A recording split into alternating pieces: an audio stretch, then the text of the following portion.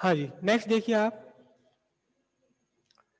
अभी हमने कहा कि न्यूक्लियर फिजन रिएक्शन हुआ यूरेनियम 92 235।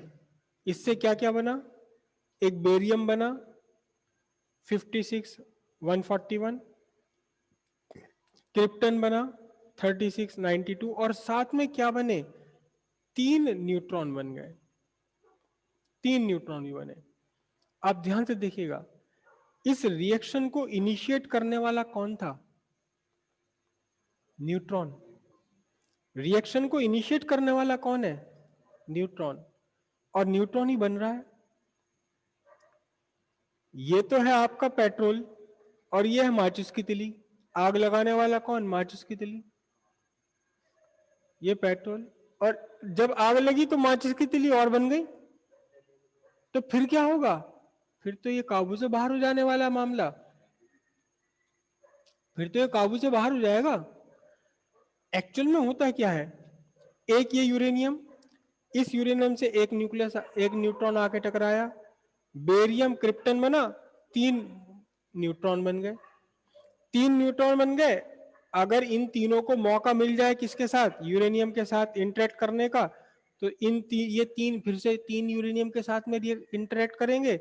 फिर क्या होगा? यहां से बेरियम क्रिप्टन बना, 3 न्यूट्रॉन बने, बेरियम क्रिप्टन बना, 3 न्यूट्रॉन बने, बेरियम क्रिप्टन बना, 3 न्यूट्रॉन बने। फिर ये 3 न्यूट्रॉन फिर 3 यूरेनियम के साथ में, मतलब एक न्यूक्लियस का फिजन हुआ तो अगले 3 का फिजन होगा, फिर अगली बार कितना होगा? 9 का फिजन होगा, फिर 27 का फिजन होगा। ये तो बढ़ता चला जाएगा मामला। और जितनी टाइम इसको बोलने में कहने में लग गया, इतना टाइम नहीं लगता है इसमें। इसमें तो फ्रैक्शन ऑफ सेकंड लगता है। 1 सेकंड के अंदर मिलियन टाइम्स इंक्रीज हो जाएगी ये रिएक्शन। मिलियन टाइम्स इंक्रीज हो जाएगी 1 सेकंड में। एक का ब्रेकअप, फिर 3 का, फिर 27 का, फिर इनका, फिर इसका बढ़ता। इस बढ़ने में टाइम नहीं लगना, मिलियंस तक पहुंच जाएंगे फ्रैक्शन ऑफ सेकंड के अंदर अंदर। तो रिएक्शन कैसी हो गई?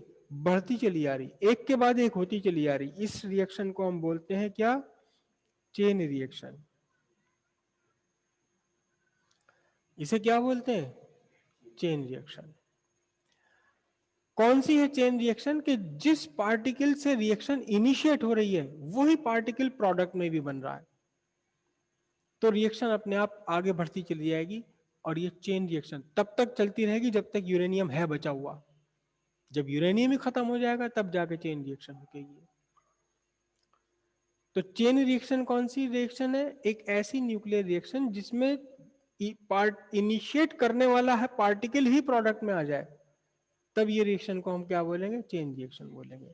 A reaction in which the particle that initiate the reaction is available is a product is called chain reaction. Correct.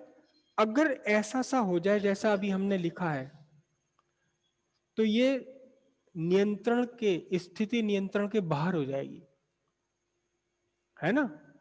और मिलियंस ट्रिलियंस तक पहुंचने में, मिलियन बिलियन ट्रिलियंस तक पहुंचने में सिर्फ सेकंडों का टाइम लगेगा। और हर बार एनर्जी डेवलप होगी, हर बार एनर्जी डेवलप होगी, और ढेर सारी energy, enormous amount of energy निकलेगी एक साथ, बहुत सारी, क्योंकि बहुत कम सेकंड में टाइम लग गया।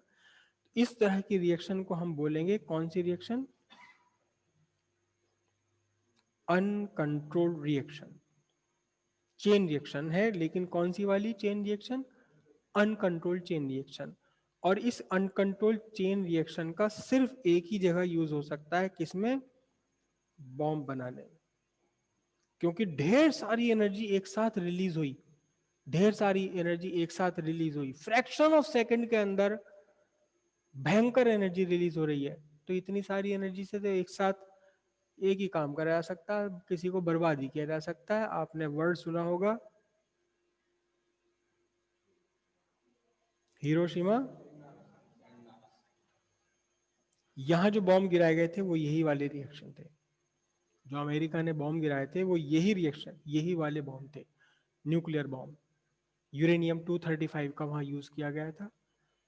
भयंकर था, पूरे पूरे शहर बर्बाद हो गए थे दोनों। लेकिन अगर किसी तरह से कुछ ऐसा जुगाड़ कर दिया जाए, कुछ ऐसा अरेंजमेंट हम कर लें, क्या कर लें कि एक न्यूट्रॉन हमने यहां भेजा यूरेनियम के ऊपर, बेरियम क्रिप्टन बने और 3 न्यूट्रॉन और बन गए, 3 न्यूट्रॉन और बन गए। ठीक है, अब कुछ ऐसा जुगाड़बाजी कर ली जाए कि ये 3 न्यूट्रॉन्स यहां से किसी भी तरह से इन 3 न्यूट्रॉन्स को रिमूव कर दो। क्या कर दो? रिमूव कर दो। 3 न्यूट्रॉन्स को यहां से रिमूव कर दो तो एक न्यूट्रॉन बचेगा, आगे चल करके केवल एक यूरेनियम से ही स्ट्राइक करेगा ये। फिर इस यूरेनियम से बेरियम क्रिप्टन बना, 3 न्यूट्रॉन बने।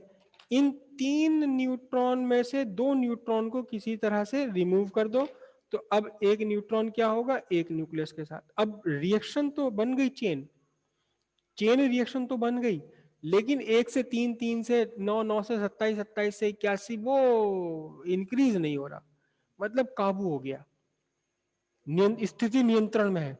तो इसे हम क्या कहेंगे? Controlled chain reaction. मतलब जो करोड़ों अरबों खरबों एटम एक साथ एक बहुत शॉर्ट पीरियड ऑफ टाइम में जिनका फिशन हो गया था, उन करोड़ों अरबों खरबों न्यूक्लियस को फिशन कराने में बहुत लंबा टाइम लिया, बहुत लंबा टाइम लिया। मतलब क्या हुआ कि हिरोशिमा वाले बॉम्ब की जो एनर्जी, बॉम्ब में जो एनर्जी 10⁻³ सेकंड के अंदर निकल गई, वही सारी एनर्जी अगर कंट्रोल चेन रिएक्शन में निकाली जाए 5 साल के अंदर, धीरे धीरे करके, तो क्या होगा? मजे आ गए। क्यों? क्योंकि अब इस जो धीरे धीरे एनर्जी निकल रही है, इसे आप यूज कर सकते हैं। क्या कर सकते हैं? इसका बेस्ट यूज है किसे? इलेक्ट्रिसिटी बनाने के लिए, इलेक्ट्रिक एनर्जी में इसका कन्वर्जन करा जाता है पावर प्लांट बना करके। तो कंट्रोल्ड चेन रिएक्शन वो चेन रिएक्शन है जिसमें कि चेन रिएक्शन का एक्सपेंशन रोक दिया आपने। आपने देखा कभी मुझे अपनी इलेक्ट्रिसिटी बनाने के लिए कितने न्यूक्लियस हमें चाहिए? हमें जो है 1000 न्यूक्लियस पर सेकंड चाहिए, 1000 न्यूक्लियस पर सेकंड चाहिए। तो क्या करो आप, 1000 न्यूक्लियस पर 1000 न्यूट्रॉन आप स्ट्राइक करा दो, न्यूट्रॉन स्ट्राइक करा दो। फिर इसमें से 3 निकले, फिर 3 निकले, 3 निकले, 3 निकले, इनमें से 2 2 खत्म कर दो, किसी तरीके से हटा लो, यहाँ से इस जगह से ही हटा दो उसे। तो आगे भी क्या होगा? फिर 1000 होंगे, फिर आगे क्या होगा? 1000, फिर आगे 1000, फिर बाकी जो 2 2 2 2 बचे उन्हें भी निकाल दो। तो